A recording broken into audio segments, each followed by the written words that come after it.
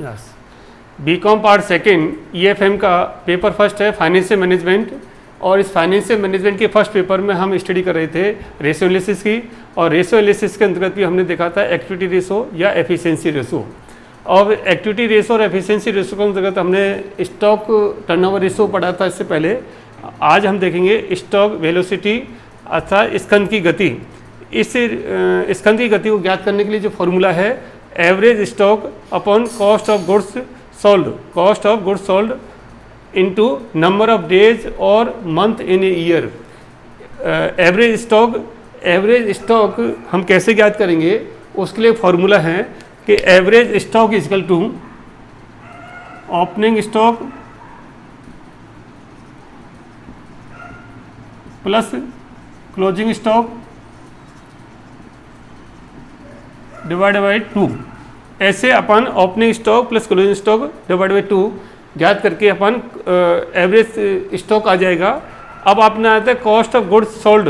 Cost of goods sold निकालने का जो formula debtors stock turnover ratio में हमको बताया था कि ओपनिंग स्टॉक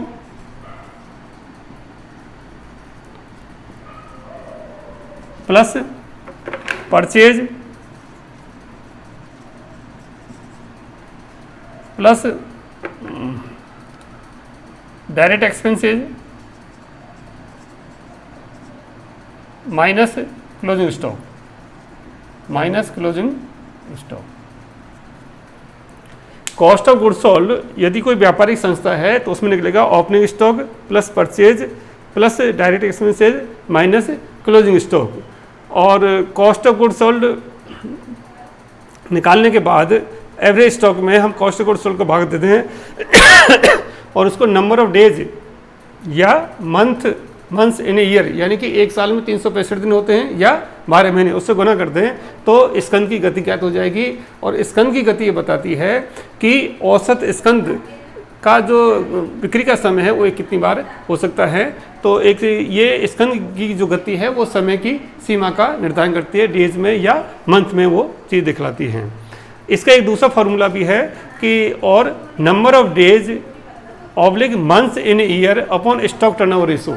तो इसमें आपको इस फॉर्मूले के यदि आप काम में लेंगे तो आपको क्या करना पड़ेगा, पहले स्टॉक टर्नओवर रेशो ज्ञात करना पड़ेगा और स्टॉक टर्नओवर रेशो का आप नंबर ऑफ डेज यानी कि एक साल में 365 दिन में इसका भाग दे दें या मंथ 12 महीने में इसका भाग दे दें, तो अभी आपका स्टॉक जो वेलोसिटी है यानी कि स्कंद की गति वो ज्ञात कर सकते हैं। तो क्वेश्चन में अगर मान लीजिए ये इन्फॉर्मेशन नहीं दे रखी है आपको, कॉस्ट ऑफ गुड्स सोल्ड या एवरेज स्टॉक कुछ भी नहीं दे रखा है, केवल स्टॉक टर्नओवर रेशो दे रखा है, तो उससे भी अपन स्कंद की गति ज्ञात कर सकते हैं। अब मैं यहाँ पर एक एग्जांपल ले रहा हूँ। ओपनिंग स्टॉक है 20,000, परचेज है आपकी 55,000, कैरेज इनवार्ड है आपका 5,000 और क्लोजिंग स्टॉक है आपका 30,000। ये एग्जाम्पल है और इस एग्जाम्पल से आपको स्टॉक टर्नओवर रेशो भी ज्ञात करना है और स्टॉक की जो वेलोसिटी है, स्कंद की गति है, वो भी आपको ज्ञात करनी है। तो पहले हम स्टॉक जो टर्नओवर रेशो है वो यदि हम ज्ञात करना चाहें तो उसके लिए फॉर्मूला क्या होगा, stock turnover ratio equal to होता है cost of goods sold, cost of goods sold upon average stock, average stock.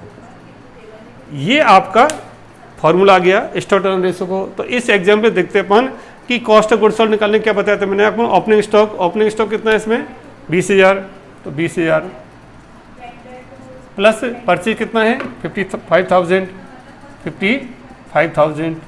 Plus direct expense कितना है, कैरेज इनवार्ड डायरेक्ट एक्सपेंस है 5,000 माइनस क्लोजिंग स्टॉक 30,000।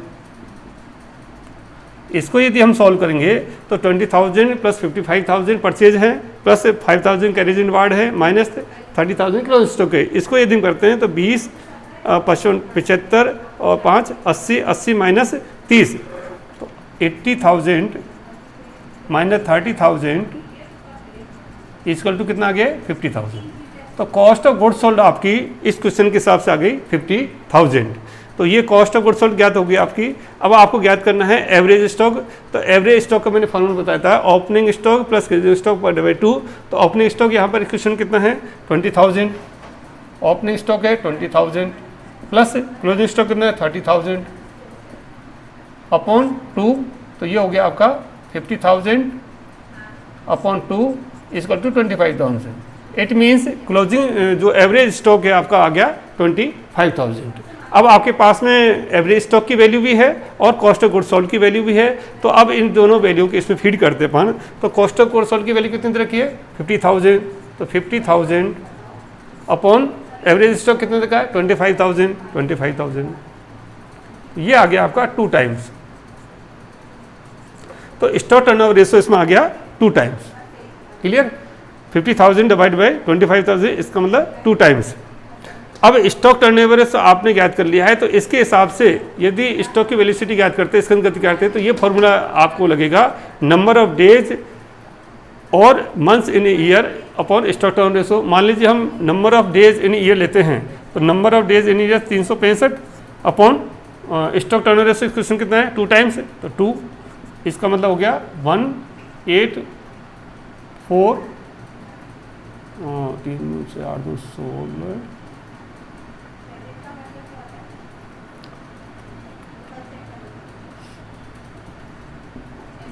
82.5 डेज।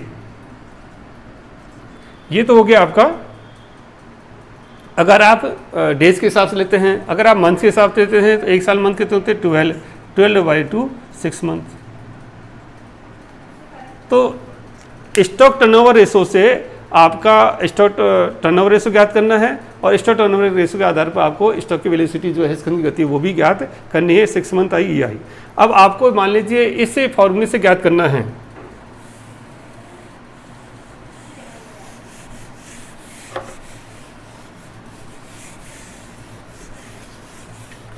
तो इस फॉर्मूले से यदि हम ज्ञात करते हैं तो एवरेज स्टॉक कितना आया था इसमें इसी क्वेश्चन में 50,000।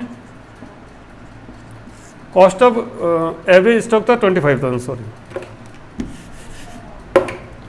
एवरेज स्टॉक आया था 25,000 और कॉस्ट ऑफ गुड्स सोल्ड आया था आपका 50,000 इंटू 12। यदि मंथ लेते हैं तो कितना हो गया 6 मंथ।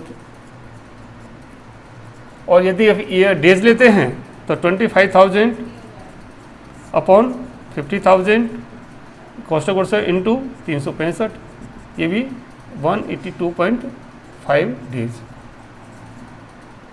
यानी कि आंसर दोनों जो फॉर्मूले थे अपने दोनों से सेम आएगा। तो इस प्रकार से आप किसी भी जो संस्था है उसका स्टॉक टर्नओवर रेशो और स्टॉक वेलोसिटी का आधार ज्ञात कर सकते हैं कि स्कंद की जो स्थिति है वो किस प्रकार की है, कितने गुना हम बिक्री उसमें कर सकते हैं, कि कितना स्कंद रख करके और कितने टाइम्स हम बिक्री कर सकते हैं। Thank you.